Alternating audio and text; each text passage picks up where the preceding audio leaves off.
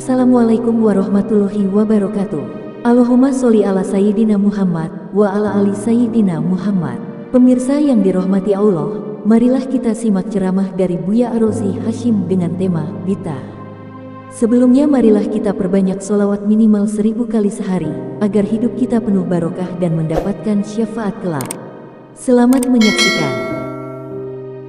Bismillahirrahmanirrahim. Alhamdulillah wassalatu wassalamu ala sayyidina Rasulillah amma ba'da. Sahabat-sahabat dimulakan Allah, pencinta ilmu, pecinta Allah dan sayyidina Rasulullah sallallahu alaihi wasallam. Sudah pernahkah kita merasa bosan berbicara bid'ah? Saya sangat bosan. Tapi karena masih banyak yang bertanya, mungkin kalau saya tidak jawab, saya terlalu egois. Maka dengan menurunkan rasa ego itu, saya pun akhirnya mau menanggapi kembali. Yang barangkali 10 tahun yang lalu saya sudah mengatakannya bosan. Mungkin para masyayikh, para asatis, para santri sudah bosan dengan istilah ini. Namun di luar sana, kawan-kawan kita yang sedang minat belajar agama, itu sangat butuh dengan kata-kata yang sangat seksi ini. Teman-teman yang bukan Allah, apa itu bid'ah? Apakah bid'ah yang tidak lakukan Nabi? Barangkali itulah yang ada dalam kepala kita. Bid'ah, yang ada di lakukan masa Nabi. Nabi zikir tidak pakai biji tasbih, berarti bid'ah. Nabi SAW tidak pernah zikir berjamaah, bid'ah. Mungkin maksud kita itu. Tapi teman-teman, bid'ah itu istilah dalam hadis, bahkan di dalam Al-Quran. Ma kuntu bid'an minar rasul. Dalam Al-Quran, Nabi SAW diperintahkan Allah untuk mengatakan, aku tidaklah pembawa bid'ah. Dalam hadis Nabi SAW menyebutkan kata bid'ah. Hadis yang paling populer adalah hadis Muslim, iyyakum wa muhdatsatil umur. Jauhilah oleh kamu perkara-perkara baru. Kullu muhdatsatin bid'ah. Semua yang baru itu bid'ah. Yang menjadi persoalan di sini teman-teman adalah ketika ada kata kullu. Seandainya riwayat ini tidak menyebutkan kata kullu, barangkali kekacauan, perseteruan, perselisihan yang sebenarnya seru itu tidak akan terjadi. Akhirnya ahli bahasa yang mereka kemudian tergolong kepada ahli fikih pun berbeda pendapat. Syekh yang digelari oleh Ibnu Katsir, Az-Zahabi dengan gelar Syekhul Islam mengatakan kullu di situ itu lil jamia'. Kullu di situ berarti semua. Maka semua perkara baru itu sesat. Kullu bid'atin dhalalah. Semua yang bid'ah itu sesat. Tapi teman-teman yang bukan Allah, sebelum Ibnu Taimiyah, Imam Ibnu Taimiyah ini wafat tahun 708 Hijriah. Ketika Ibnu Taimiyah masih sangat kecil, masih bayi, balita, ada seorang imam yang baru wafat, yaitu Imam An-Nawawi. Imam Nawawi ini dikenal sebagai ahli hadis plus juga ahli fiqih. Kitab-kitabnya sangat populer, kita sering dengar Riyadhus Shalihin, Arba'in Nawawi. Beliau juga menyebutkan hadis ini.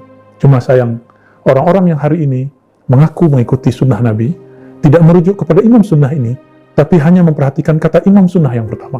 Ibnu Taimiyah juga disebut imam sunnah. Imam Nawawi juga disebut imam sunnah. Dua-duanya imam sunnah. Jangan berlaku tidak adil. Imam Nawawi mengatakan dalam syarah Sahih Muslim, karena yang paling mengerti hadis ini adalah pensyarahnya.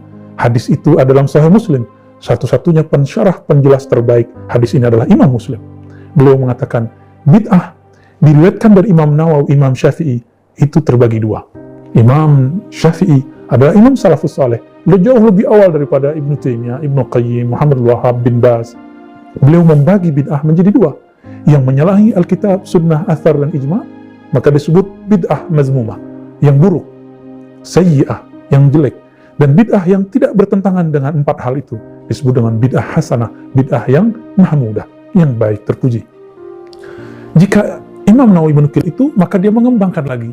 Karena Imam Nawawi mempunyai guru namanya Sultanul Aulia, meskipun diperdebatkan pertemuannya, Sultanul Aulia, Sultanul Ulama, Izzuddin bin Abdissalam. Beliau ini membagi bid'ah berdasarkan hukum fikih.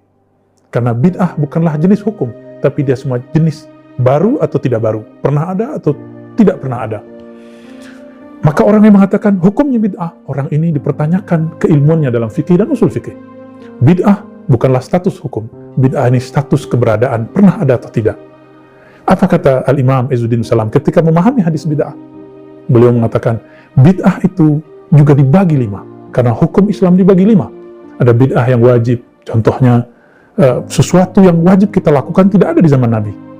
Belajar di institusi tertentu, menurut hemat Izzuddin bin Salam, jika tidak ada cara kecuali bergabung dengan institusi tersebut, maka ini termasuk bid'ah yang wajib.